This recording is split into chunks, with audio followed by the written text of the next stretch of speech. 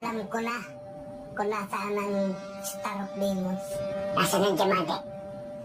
Nandun sa may-ari ng pasuganan na D20. Pinamusta nga sa akin eh. Sinubukan ko.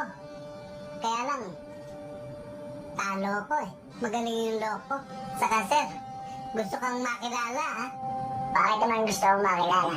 Siguro, dahil sa proteksyon ng negosyo nila. Masama ang kutob ko, sir. Parang may illegal na negosyo. Sir, magkakakitaan natin yan. Sige. Sabihan mo sila na interesado tayo. Sir, kailan nyo gustong makipagkita? Ngayon na. Basta't pag-usapan pera, hindi na pinapatagal yan. Sige po, ipararating ko sa kampo.